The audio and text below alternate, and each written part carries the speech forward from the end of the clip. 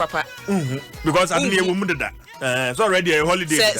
Say Yankaya who cry, who said nay good Friday. Sir. And nay good Friday.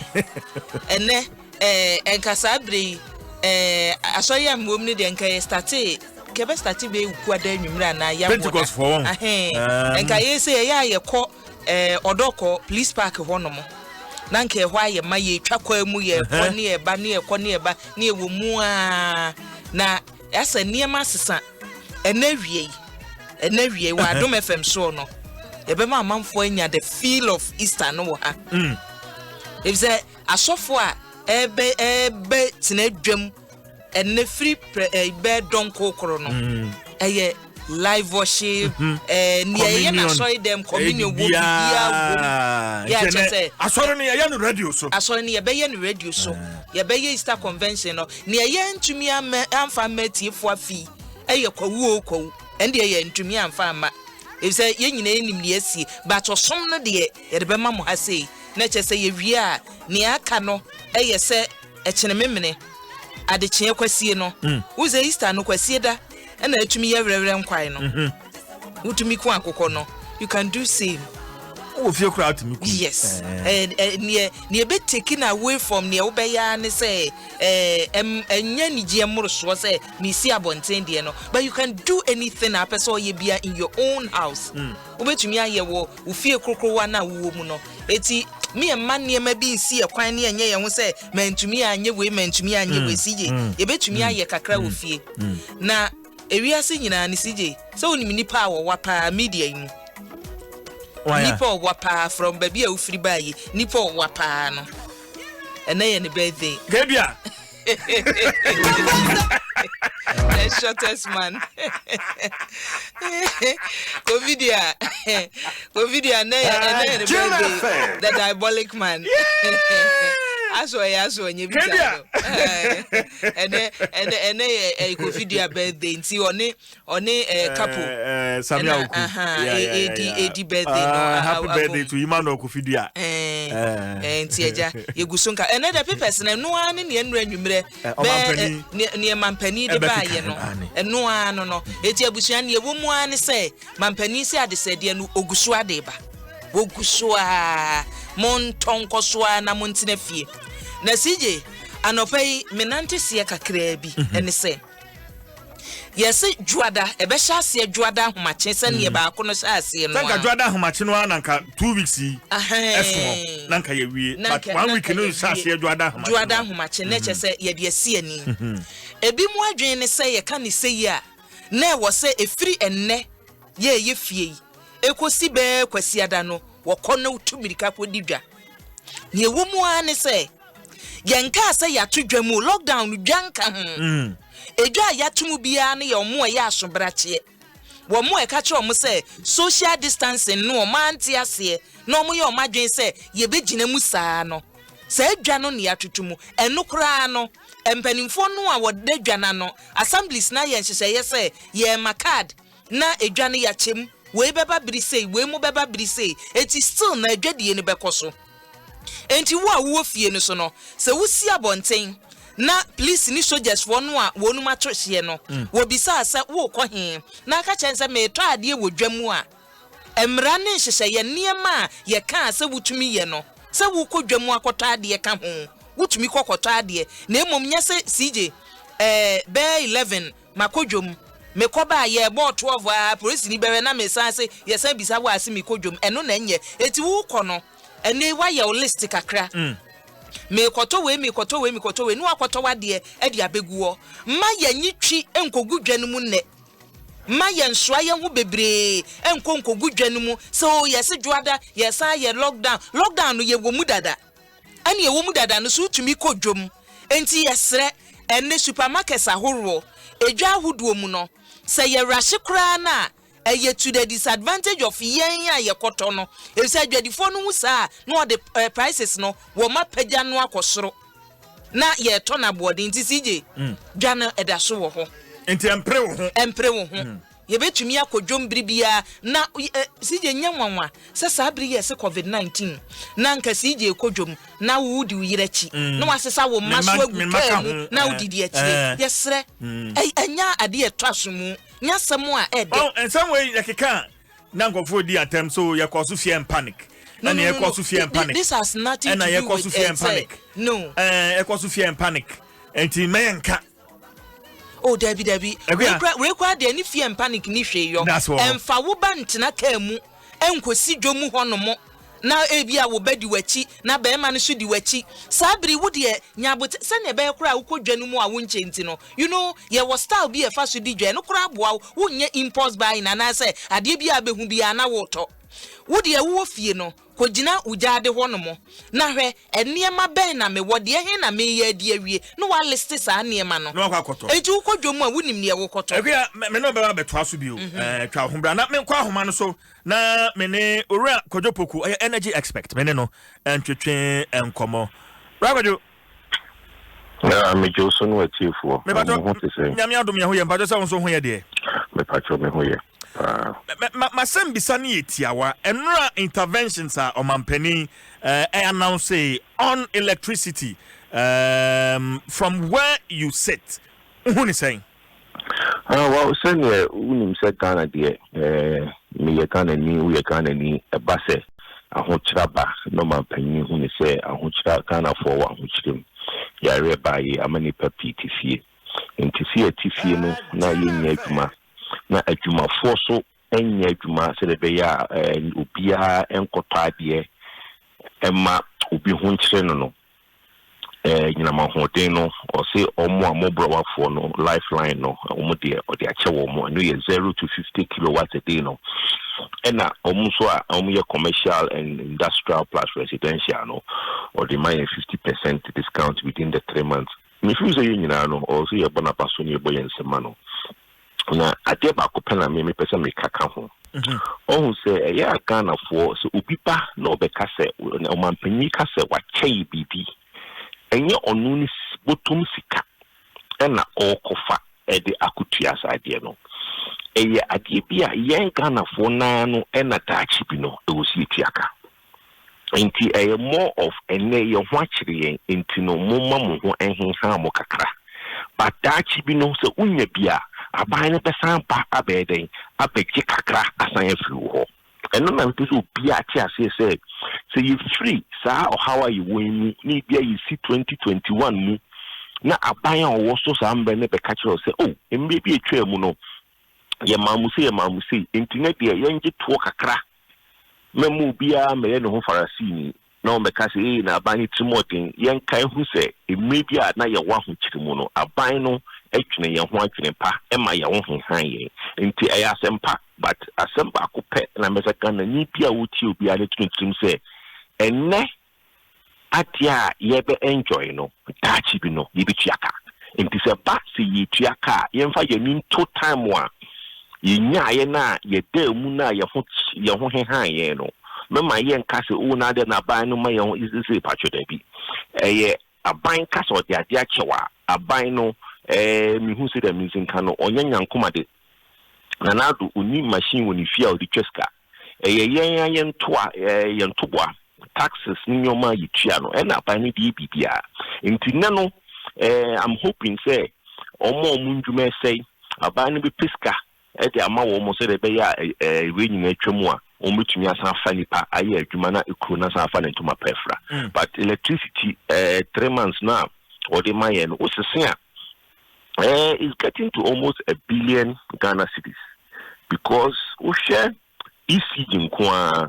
monthly collection is about 500 million Ghana cedis. Into so say we move 50% that means every month the government is going to absorb about 250 million Ghana cedis. That is on the southern sector alone. Netco any VI customers in Kaho. Into the Netco, which is the northern sector, any VI customers the Kaho. Bro. Enti bosume miensa no 250 miensa no 750 o the Netco for customers any VI customers be kan ho e be true 1 billion Ghana cedis enti se aban kasa o the 1 billion Ghana cedis ma Ghana for ama ye ho henhan e na or say this say it seems like catch you know aban the sanchez 1 billion no nti no na some pension tura yesremo hello me don ka ora poku aha nti some pension na yesremo si tura muda ruboye ma faso no magana fo hu se da bi enye itimudin ana boapayo no aban no damre no oye no emre bi a ye ho kire ye no oboaye nti no so ho kire na o se yeso ye boa Robo kumasem bi say tosumienu ye ka lifeline consumers at this moment you see then they identify omo kwan ben ye first to identify lifeline consumers lifeline consumers there is already there enye adebi obia electricity no between 0 to 50 kilowatts per hour consumption me find say obi otifie ne kania ebia o boba ko na fan pe no the TV ana kanya mienu na fan ana kanya mienu oni fan omo no na ye omo ti se utifie wo fie kakraka akra no na ebia utifie ho no onso hwe kanya pe na wo so a ebia kanya mienu na wo so no you can be a lifeline lifeline no is not necessarily ubia onibie but lifeline no is ubia ni consumption. But you who say ubi o be no o fake kakraka no make us say air condition shame we shame no obviously will be more than 50 the kilowatts na ye can. Okay. But mostly lifeline AUB consuming very low electricity, which is like I said, kanya ba bulb mienu fan ni stove ye gas uni fridge or fridge be a fridge no kitu e bi no ni nyoma watch no and also nti omo chen electricity kitu e bi no omo na aban hu ni say omo ye lifeline because upi o bi there anyi bia no e bi a fridge kra e miensa e bi na deep freezer ka ho nti no the watch no e doso nti no e ho no e for lifeline orapo ko obi so hanuma o han single room and so single room no our fridge wom or use air condition them hono or iron single room no or iron no lifeline. Okay. On your lifeline is not to do with sitting. Lifeline is to do with your mouth in your mouth what now watching. It is oh yeah abrewa or TV on so TV and then the answer was so kania now on the fan kakre bia bono or a lifeline. Maybe a papa or on pen ho asem or maybe an French kitwa bi and TV kitwa ni radio or a lifeline. But unya the new big kaka ho pe e bia na ye mobrowa but baby or tia brochire ato to nyoma bibe abro or microwave what them we no no nya lifeline because nyoma wo twe no nyama ho de na wo twe no eso enti emreba ye komu yi no so opese wo su nya sa lifeline ni bi na it is to do with how much you consume and bear in mind president kan no or say or the peg match into to me every preoccupy every one band and call the other because AB I won't use a president 50% in air condition is the whole day or share or match bill no the first why then it's a color or sort of amount no and no I will say yeah who ye but lifeline no and yet was sitting a namahodia or chain and a machine in the shuttle at the mouth lifeline as on your lifeline. Roboku afutu a wode SMI fitiase no pese o sa de man biom esan so obi ho ma na dwen no akwa se e free enti meti adwuma mi na meja me air condition no asiso esan se e free abanse en use ni free esiso a to anwumre a medu fie ansana se medum na me gura na ndum no ye use a na ya breka no de agu ho sa ka no sani a wuchire ya na yade atwamu a ye be san tua meboa me pacho ai enti se in Syria ye ka say ye dey man free for bosumi miensa no aban no esesin ehwa finance minister call parliament kone parliament could in komo no o kire parliament say we yi sika bi to say 300 million Ghana cedis e dey to how the be Ghana water for insurance or see e free no enti se kase bibi free a manya fanto ya mu say e free no Ghana water e free no still and also mu process water no also mu treat water no e was say mu electricity bill enti insurance there to aban no e free yen na or dey my free electricity now also or dey my 50% no enye on no buy 50% because you no go find the secret flag go check be sitting na mahode machine from IPP. Omo no omo be cha buy ni sika o so omo ji. Omo de omo nka so omo de cha buy. But abuy no ele so putu sika bi bi ata baabi e bi abuy ne ka say oh this year of roads maybe ya kwan nyina enso ahokyera ba. Mema nipa de fie ewu na e bi ama ya kwan. Nti bia obehu no na wakwan bia o sa aban ne beye no wantumi ameye na fi because eska bi no na wafa e de be ma wo e de ata electricity mu enye kwa on fan che wo se di ne kwa dachi bi and I mean de bia make say aban no 18 to 24 months nti afi asema AC no ebia 2020 by 2021 budget ebeka November import ebia ember because still no ade we ni hu ni say afiwe no ahokyere no ebe wo ho kakra but ye koye ni 2021 to 2022 no was aban ni fa kwan bi so a sika ode ma ye ndi hwe ye ho de ode ma adwumafo de ma wo kwa adwuma de ode ma wo tua water free de ode ma wo da electricity mu 50% no was aban ni fa kwan bi so no sanchi okay na Mr. Ganafo se aban bi owo su bia be kase tua kakra na ahokyere mu no meboa o enti me so boa me na me ma ye mbo no dimboni se o aban we de na de opese Ganafo ye pesa ye farasifo eba se ye ka hozana ne ye ka hozana oni pakro na ba kutina ka crucify him enti no ebe boa se ye bi de ba tue trim se aban na adwene ye ho ne ba yeso dache no o se tina ban ho na mesra o me fentwa to adiketo bi a meze mekana sa social distance nya mesramo mo mamanfo em say Ghana for anti social distance na se omo a omutumi pia bonten na bi atako bia oba pia bonten a bonzo oba ko to taxi driver fo bia na sen ko rom ti wono no omo tete omo nchen tete bia na omo tete omo nchen no ba sermo mo mbode huruma driver fo omo tete stop omo to dami omo ti ba bi omo to aduane obi abetra ne nchen makase masa pacho priko wachi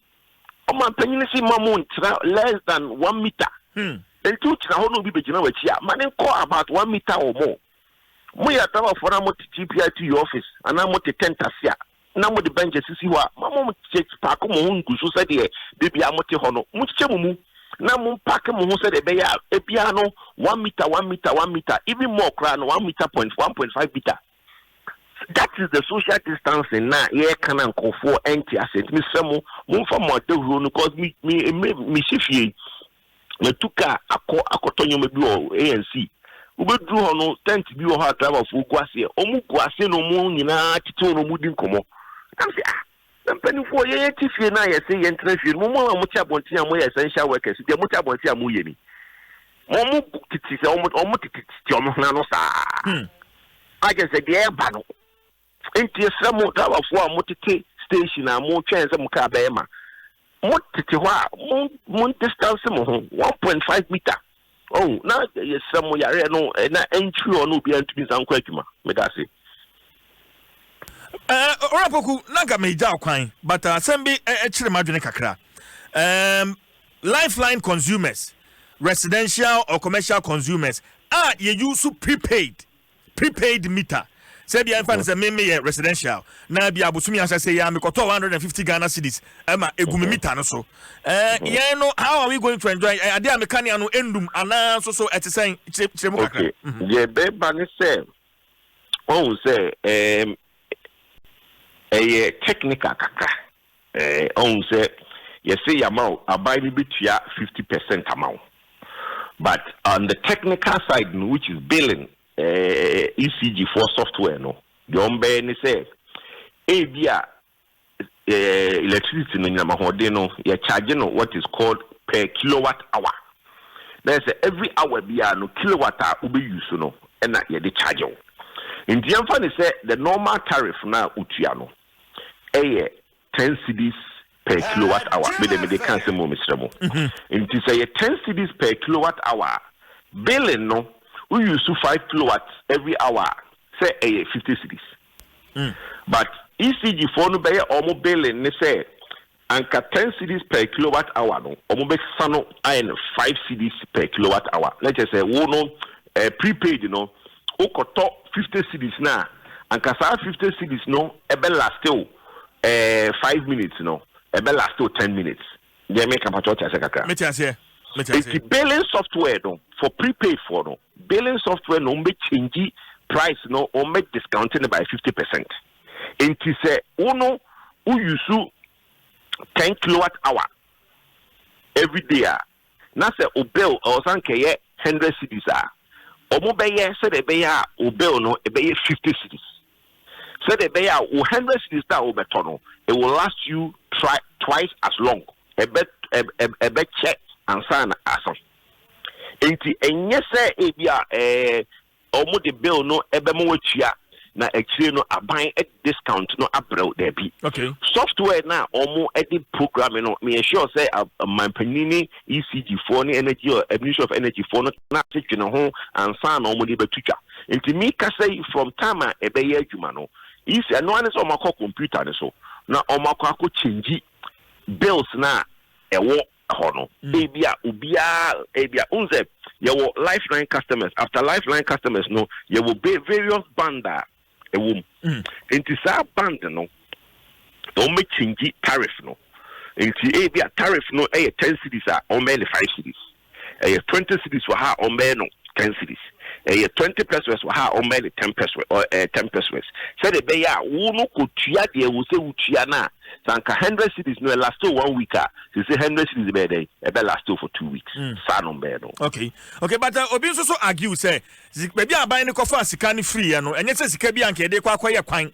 na aban akofa ma ode ba be so sign interventions yi asene enti no hu be hia say after COVID-19 yes so ejiji says can free ya use electricity no na yes go to baby ya kofa no argument no ko say stabilization fund sika da ho ayemfa nya bibia na ba kofa de be enti ehun ko hia say wi a yes so de saka ne be sensen yekoma eno no be yi na no sen me pacho enye no kre on say o share stabilization fund in common na ebeto jana stabilization fund no common den ya stabilization fund sika aban ne de to ho so de be ya se eba se ne ho akire no sika wo se ode ye ndwuma onya or the stabilization fund ni bi eneye na o share even stabilization fund in common aban no e de betu dwa last week na just a little bit over 300 million and aban say all capital to 100 million. Now we you 212 million at the ababe COVID-19 alleviation. Inti okuyi ye no yesisa ko cedi muno unya 1.2 billion. O share sika aban no list ye for nyoma or this sika ne koye na electricity ni nka ho. Eye insio nurses for sika or de bema omo extra alawa, free transportation, free feeding or de ma mobrowa for and nyoma bebre oko my joy online na sa nyoma aban pesa or this 1.2 billion ye no waliste enti sa electricity de ya abeya meme kase se osese it is close to 1 billion Ghana cedis no enye a stabilization fund ska no de koyes ade no oba ko first kan every pudu obi mu ene de aba be ye me sure say emre ekui no aban be call parliament akoka chair parliament be BSS ka no oba free enti aba be ye ade ayi nyina ye beti but empo no say a stabilization fund and that's whatever fund that aban ko first kan free mu no enti yendi ni enum ni sa akwa ye ndwene daache ho enti no mama ye nkase ebia ene COVID-19 aba ye ho akiri ye enti no ye ndwene daache ma ho ana ye ndwene daache ho it will be better because ASAP ni other civil society for our bekase $100 million stabilization fund is not enough. O check abaya your budget billions of dollars Ghana cedis which is billions of dollars.